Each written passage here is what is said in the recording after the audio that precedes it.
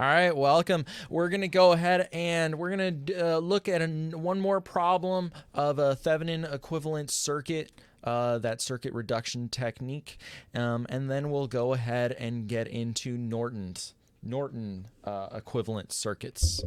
So let me go ahead and start off with a Thevenin equivalent circuit. So let's start with a circuit that we want to Thevenize.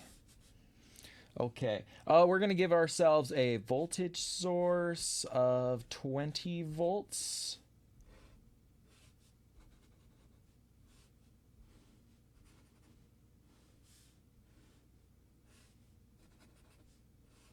Give ourselves a couple of resistances.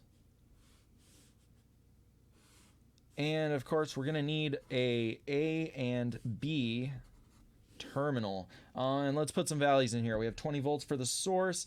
Let's go with 10 ohms for R1, 10 ohms down here, 20 ohms, and 20 ohms. We didn't do this problem last time, did we? I don't think we did. Did we? I did review, I looked over the video from last time. Like we haven't seen a Thevenin problem like this yet. Okay, so let's go ahead and let's Thevenize this. So let's say find the Thevenin equivalent circuit. Okay, so we're going to be finding a circuit that acts and behaves in every which shape, way, and form as this circuit from the perspective of terminals A and B. Okay, now what do we have to do in order to find the equivalent, the Thevenin equivalent circuit? We need to find VTH and RTH. That's all we have to do. Find the Thevenin voltage and find the Thevenin resistance. Let's start with finding the Thevenin voltage. What is the Thevenin voltage? What do we define the Thevenin voltage as? Voltage at A and B.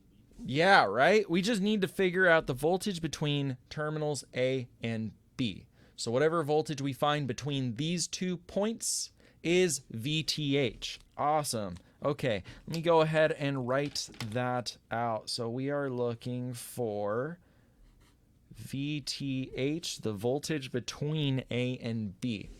Now, how can we go ahead and start this?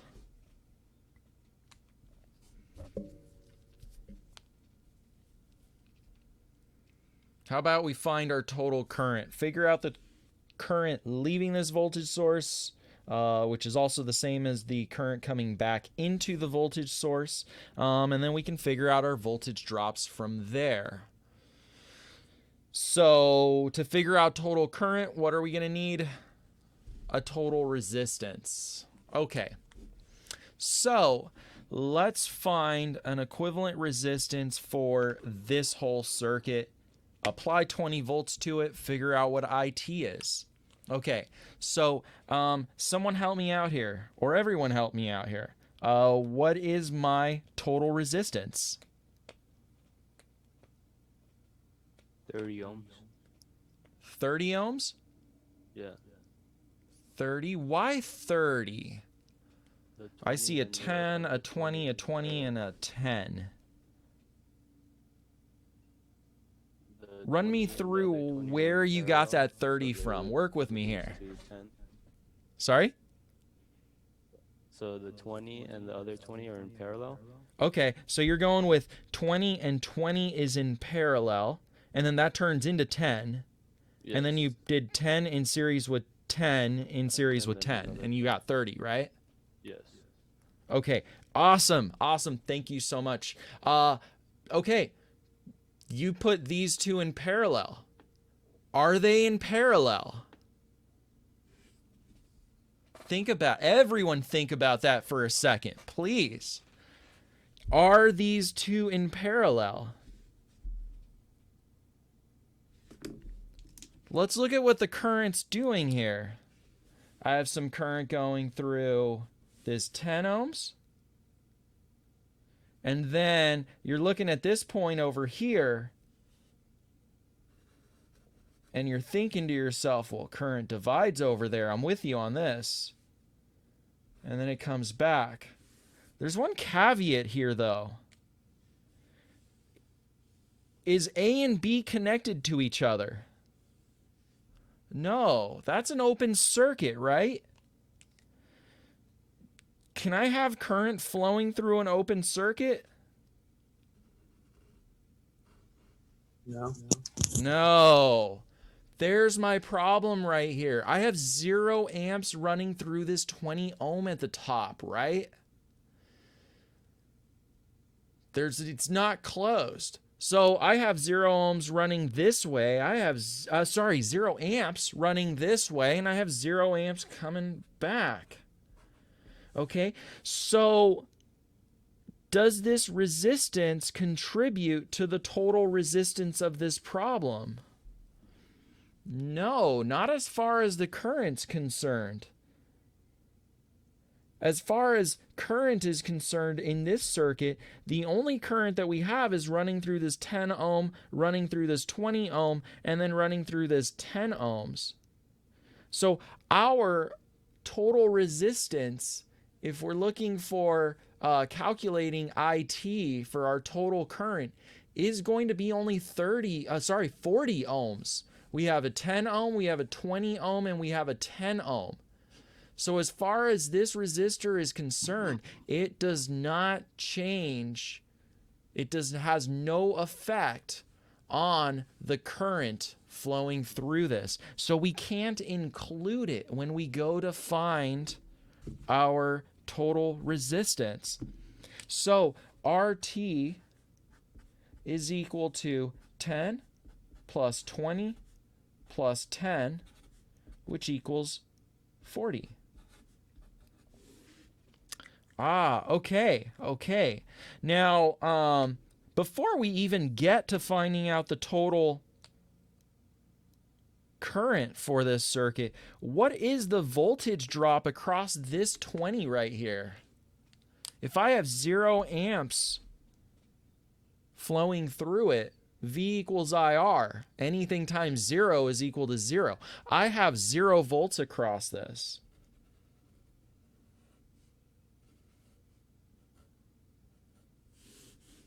Interesting. Okay, so keep that in mind. I have 0 volts across this because I have 0 amps flowing through it. I have 0 amps flowing through it because this is open at this point.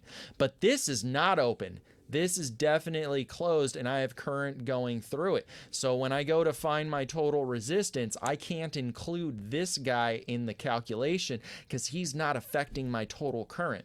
So let's go ahead and now let's figure out what our total current is. IT, therefore, is going to be equal to 20 volts divided by 40 ohms. Right? Now, if I go ahead and redraw this, as I'm always a fan of redrawing, what we get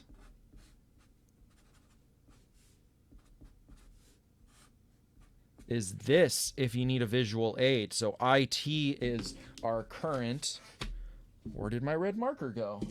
Guess I'm grabbing another one. Okay, so it looks like our total current is going to be half an amp, right? Should be 20 divided by 40, half an amp.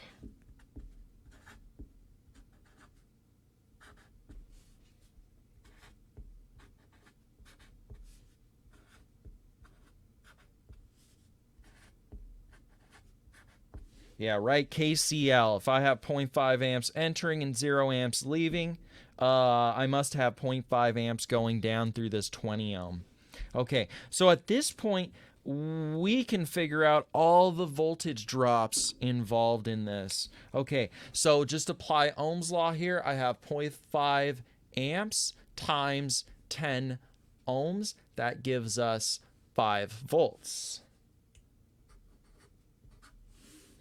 0.5 amps going through 10 ohms, that gives us 5 volts. 0.5 amps times 20 ohms gives us 10 volts. Okay, and just to do some double, sorry if, let me put this above it. Okay, and just as a sanity check here, look at Kirchhoff's voltage law. We start off at 20 volts, we lose 5 volts. We're now at 15 volts over here. We're at 15 volts, we lose 10 volts, we are now at 5 volts. We're at 5 volts, we lose 5 volts, we're now at 0 volts.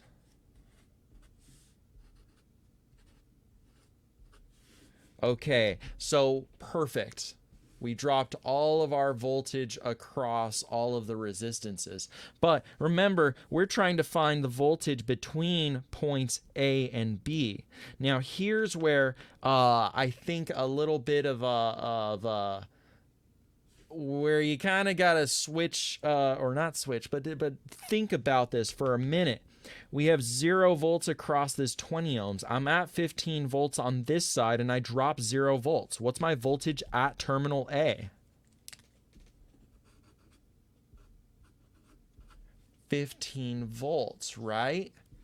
15 volts minus 0 gives us 15. Okay, what about over here? Well, this is just a wire, so we're at 5 volts all along this wire.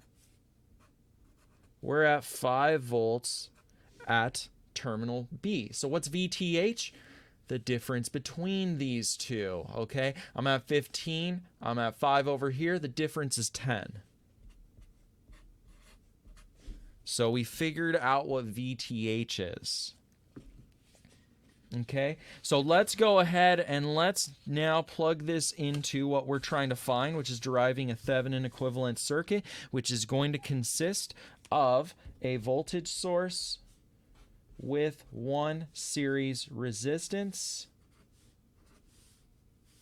where RTH, we haven't found that yet, but we have found VTH, which is equal to 10 volts. Okay, so now we just need to figure out RTH. But before I get there, are there any questions on this, on how we got to that VTH? Any questions? It's a good break to have a sip of coffee. No questions? Everyone's good with this? This on Thursday is going to be fine? Everyone's going to ace it?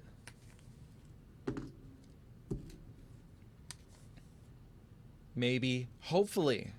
Hopefully. Okay. So, let's now find RTH. Okay, now here's my caution, and I said this last time. I'll say it again. When we're finding RTH, it is a different animal altogether, a completely different problem to solve. We need to start back with the original circuit and do the steps that we have to in order to figure out RTH. I'm going to redraw this. All right, let's go. We have 20 volts, 10 ohms, 20 ohms, 10, 10, 20, and terminals A and B. All right, find RTH. What do we do?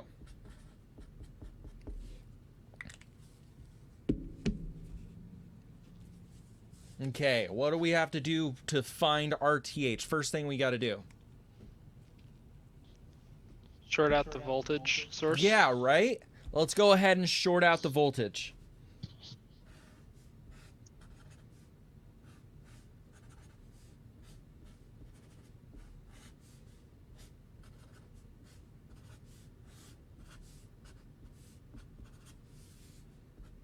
Ten, 10, 20, 20. Okay. Now we need to find the resistance between the terminals A and B, right? So we need to reduce this to an equivalent resistance. No problem. If it helps you, pretend to run current to figure out what's in parallel, what's in series. This 10 and this 10. I'm just gonna work from the furthest point back to terminals A and B. 10 and 10. Are these in series or parallel?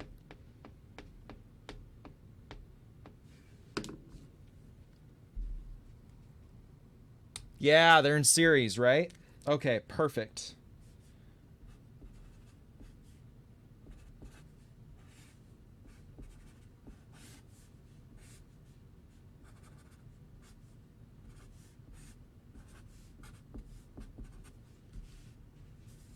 So now we have 20, 20, and 20. Okay. I have 20 in parallel with 20. Makes 10.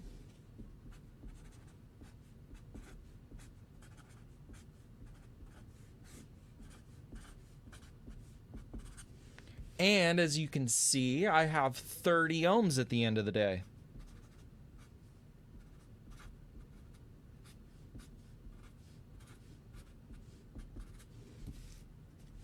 There we go.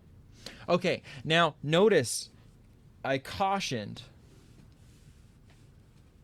Finding RTH is fundamentally different than finding VTH. Don't use your original solution that you used for finding VTH. Don't try to use this again for RTH. Redraw the problem, because if you noticed, did this 20 ohm, did this affect the total resistance for finding RTH?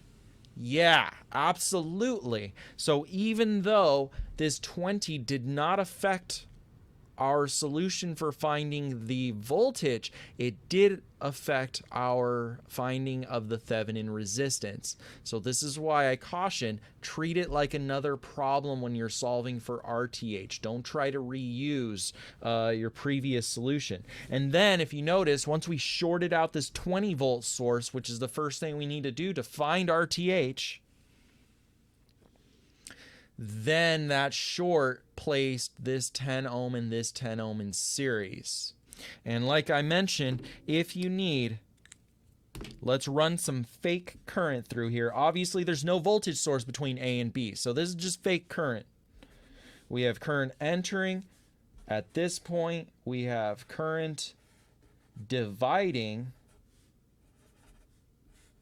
and then it comes back together. So where my current split, where my current divided, and where my current summed defined my 2 points of parallelism, right? This 20 was in parallel with these two resistances, okay? So you can always use some fake current for the sake of helping you out to identify that series parallel. And once we got to it, at the end of the day, 30 ohms was RTH. So I'll go ahead and just label that as such. And we go back to our Thevenin equivalent circuit, and we get, let me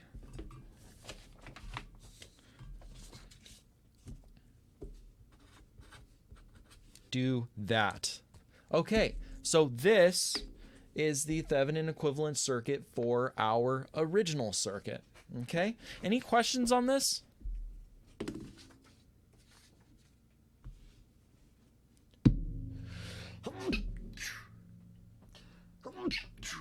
Sorry, a little bit of a COVID sneeze. Everyone good?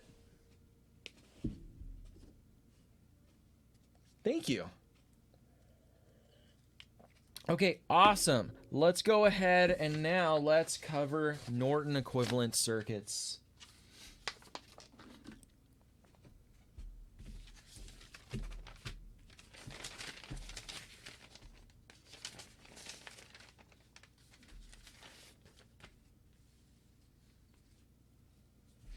Okay, now with a Norton equivalent circuit, or with Norton's theorem,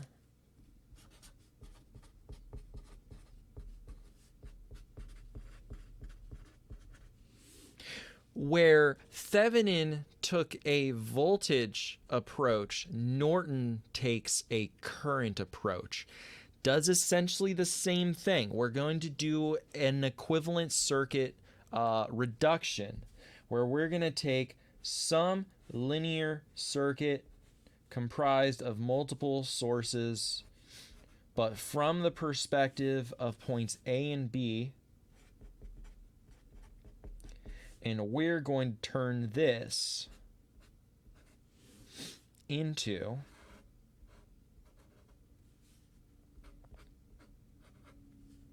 a constant current source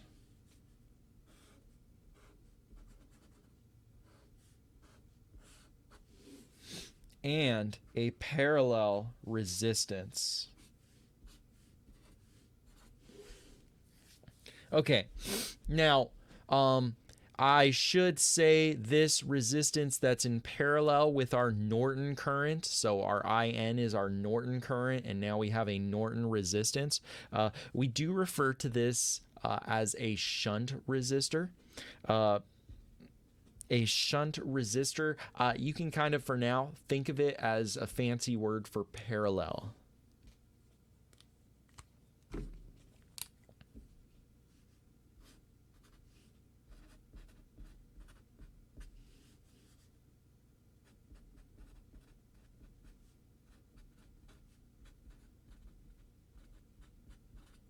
Okay.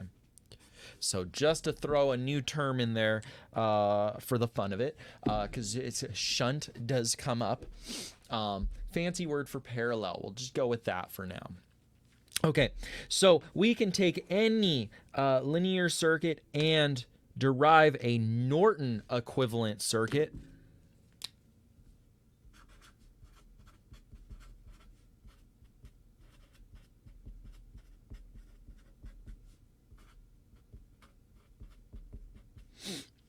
And it behaves in every which shape, way, and form to our first circuit, our original circuit, from the perspective of A and B. So anything that we attach to this circuit will behave the same exact way as what we attach to this circuit. Okay, and both Thevenin and Norton equivalent circuits have their practical applications. Now, no one at work is going to go ahead and say, here's this large circuit, give me the Thevenin equivalent circuit, and we're going to use that in our product. It doesn't really work that way. But Thevenin and Norton equivalent circuits do greatly simplify more advanced problems in the future, and we'll see an example of that in one semester in 311.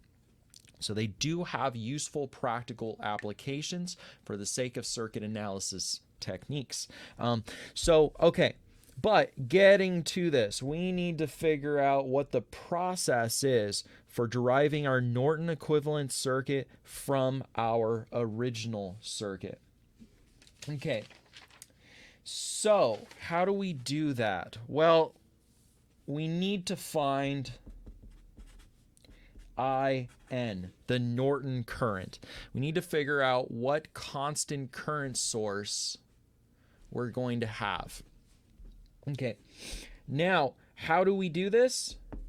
Well, we're going to short A and B and find the current going through it. Short A and B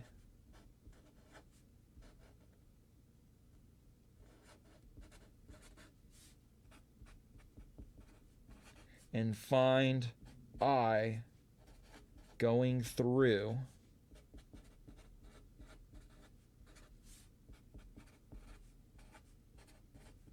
the short. Okay, that's going to be the process for finding IN. So we're going to take our original circuit. We're going to draw a short between A and B. We are then going to find the current going through this short, and that is our Norton current. Okay, so that's how we'll do that. But how do we find the Norton resistance? Let me say to find IN. And let's say to find Rn, to find the registered nurse. I mean the Norton resistance. Okay. To find the Norton resistance, we're going to do the same thing we did for Thevenin. Same as Thevenin. Okay, so actually half of this we already know how to do. And to find the Norton current is not that difficult of a process. Just draw a wire between A and B and find the current going through that wire. That's your Norton current. And to find Rn, you do the same thing as Thevenin. So this isn't bad. Okay, let's go ahead and let's see an example of this. Let's start with a circuit.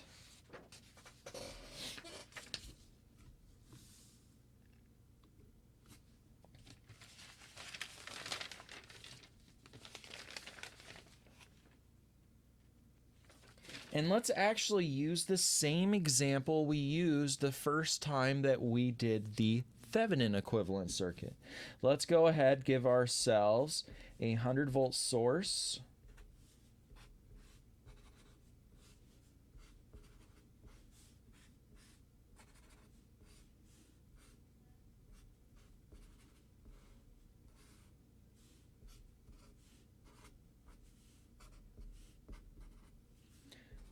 $25 ohms, 25 ohms, 100 ohms, and 100 ohms.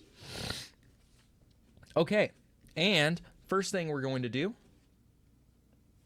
find IN. All right, what do we do to find IN? Well, short A and B, find the current going through the short.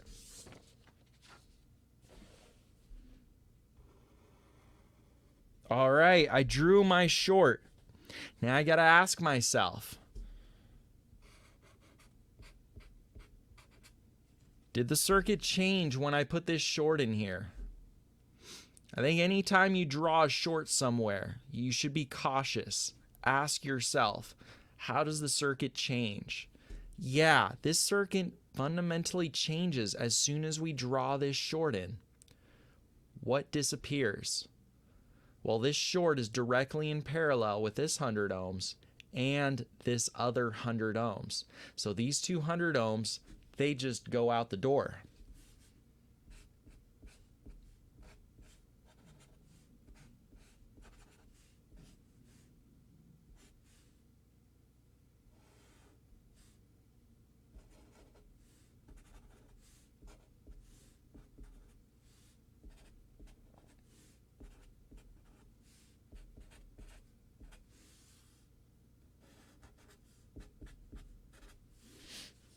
Check that out. So once we go ahead and redraw it without these 200 ohms in here, all we're left with is a short that replaced both of these. And now all we have to do is find the current going through this short. And I drew my A and B terminals in order to emphasize that. All we have to do is find the current going through here. Okay, well, can we do that? Yeah, absolutely. Let's find an equivalent resistance. Let's apply Ohm's law. Let's figure out our total current and go from there. Okay. Well, what do we have? Well, this short put 25 ohms in series with 25 ohms. So we have a total resistance of 50 ohms.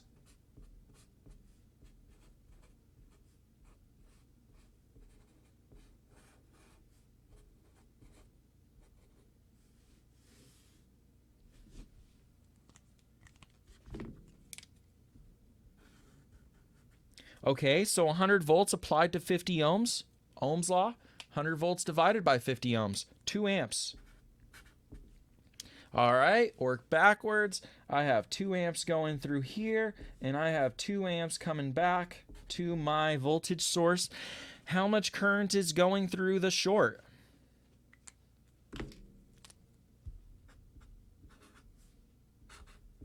Two amps. I just figured out my Norton current.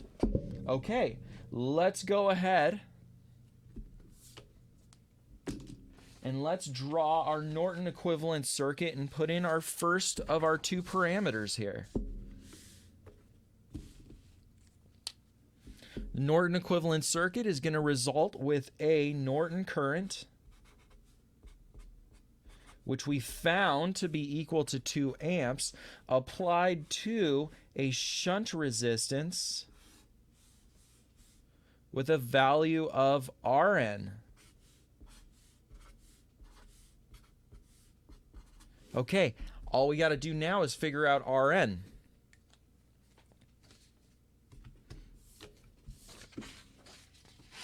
Now, we actually already found Rn because it's the same as RTH,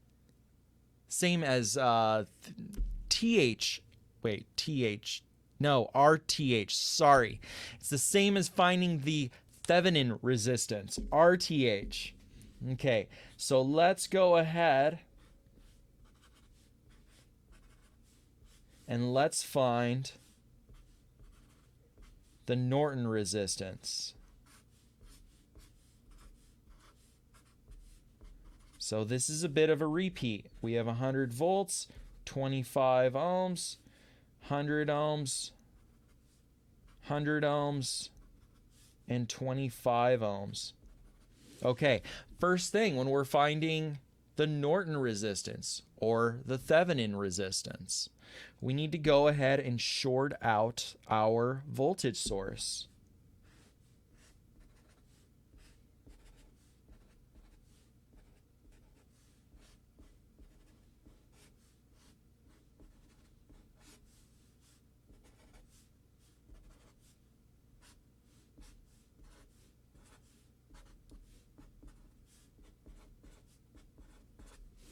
Okay, I'm going to run through this quick. We have 25 in series with 25. That's 50. I have 100 in parallel with 100 in parallel with 50. Well, these two hundreds turn into 50. So I have 50 in parallel with 50. That gives us an equivalent resistance here of 25 ohms.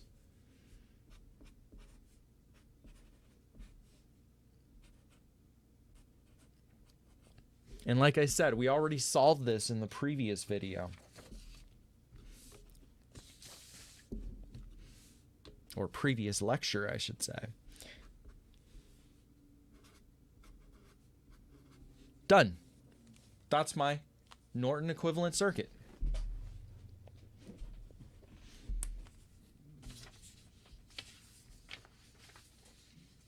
Okay, so we took this circuit and turned it into an equivalent, identical circuit that looks like this. Okay? So, okay, we saw another Thevenin example today. Had a little bit of a quirk in there because we had a resistor that had zero current flowing through it, so we had to make sure to not take that into account. And we saw how to do a Norton equivalent circuit, kind of two sides of the same coin. They're both equivalent circuits. Their result is just fundamentally different from each other. One takes a voltage approach where we have a voltage with a series resistance, and the other, the Norton, takes a current approach with a parallel or shunt resistor. Okay, but they both produce identical circuits. So if I take an unknown circuit and derive the Thevenin and the Norton equivalent circuit, all three of those circuits perform and act and behave the exact same way. Okay, so I'm going to leave that there for now, and we will continue with Norton equivalent circuits, do a couple more examples after the first exam that we have on Thursday. Okay, I'm going to go ahead and stop the recording now.